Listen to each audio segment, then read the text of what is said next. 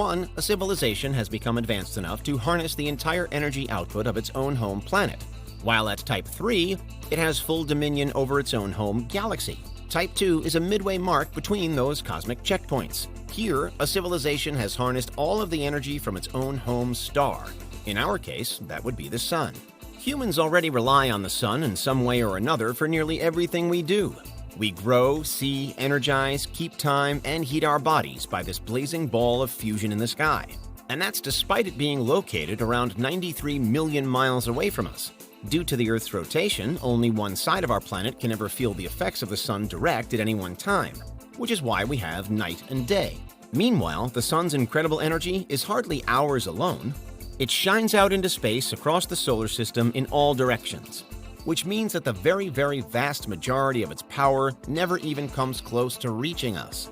At Kardashev Type 2, that's the vital thing that would change. As we are, only about a billionth of the Sun's total energy makes it to Earth. Of that, more than 50% is either reflected back away from our planet or absorbed by the atmosphere before it reaches the ground. Much less than 10% of our billionth is used by plants for photosynthesis, no matter how crucial that process is to how our world currently works. Nevertheless, we still receive an estimated 10,000 times more energy from the Sun than we actually require to function. We receive about enough in 1 hour as what we would need in 1 year. It's just that we don't yet know how to capture it all. Already then, it's clear how far behind Type 2 modern humans are. At Type 2, we'd first have access to all the Sun's energy, not just 1 billionth of it. And then we'd be able to distribute it all with maximum efficiency, leaving nothing lost or unaccounted for. Staying just on Earth, there would be huge changes afoot. First, even the phrase everyday life will have lost its meaning, because there wouldn't necessarily be night and day as we know them. While the Earth may still rotate to face away from the Sun, it's a good bet that Type 2 would rechannel solar energy, the light and the heat, to wherever it's needed, irrespective of time. This means that energy from the Sun could be watching over us 24/7 even when the star itself is only visible in the sky on Earth's other side. A Type 2 civilization is always on, which has its benefits and its problems. On the one hand, it all works at peak functionality all the time, rather than allowing for time differences as we have on Earth right now. But on the other hand, there's a clear risk of burnout for Type 2 beings. Relentless life and energy certainly sounds good, but what about the need for rest? For this reason, it's likely that a Type 2 being is very far removed from human beings as we understand them today. Physically speaking, they'd be strengthened and made much more fail-safe, probably through a combination of complex gene editing and super advanced tech upgrades. Think unbreakable skeletons, layered with super dense custom-spun muscle, carrying digitally enhanced vital organs, and allowing for super sensitive sensory organs. Perhaps the human brain would be the most changed, however, and mostly to adapt to a dramatically quickened Type 2 pace of life. Brain implants to negate sleep, memory chips to expand brain storage, and stimulus controls to ensure optimum efficiency. The brain is already described by some as the most complex structure in the universe, but at Type 2, we'll have tamed it and we'll control it. As such, while we can imagine Earth at Type 2, it's a sure bet that we'll have long since left this world by then, fueled by the Sun's total energy output, harvested by a Dyson sphere or a variation of. Jetting across the solar system would be part and parcel of a Type 2 life. Sure, many of these journeys would be entirely robotic, with unpiloted ships ferrying goods and services from planet to planet controlled solely by AI.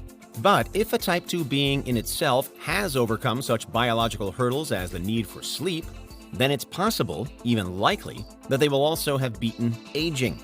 We took a closer look at the real-life science that could soon make humans immortal in another recent video, so be sure to check that out. But however we were to achieve it, one offshoot of it is that even the longest trips would suddenly be achievable.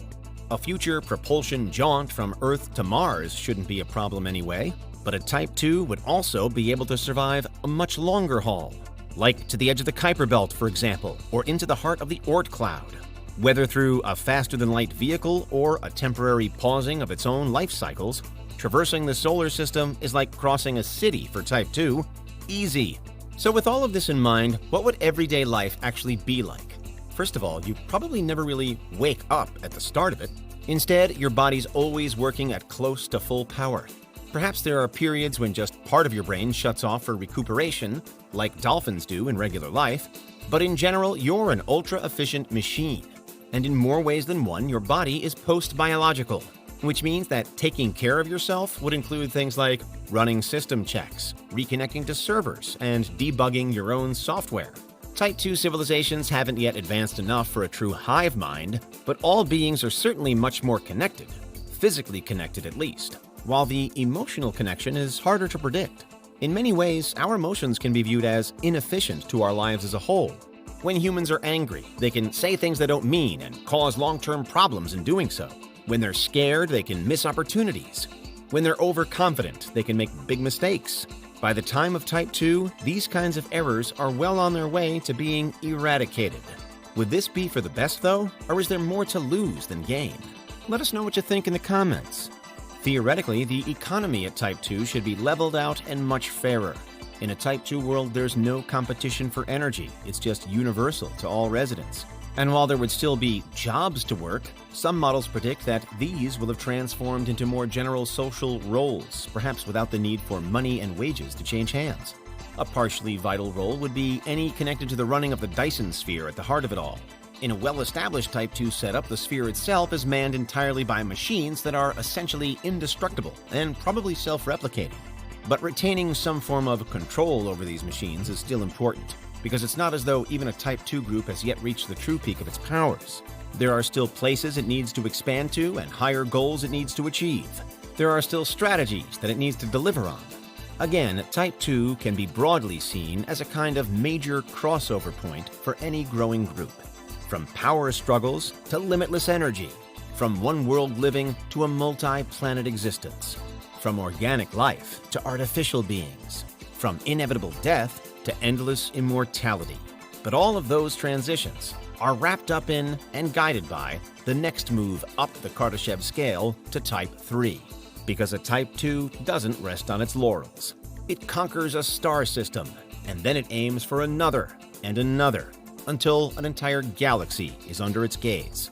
In some ways, Type 2 is a tech utopia made real, but in others, it's merely a stepping stone toward an even loftier goal: galactic power. And then, maybe,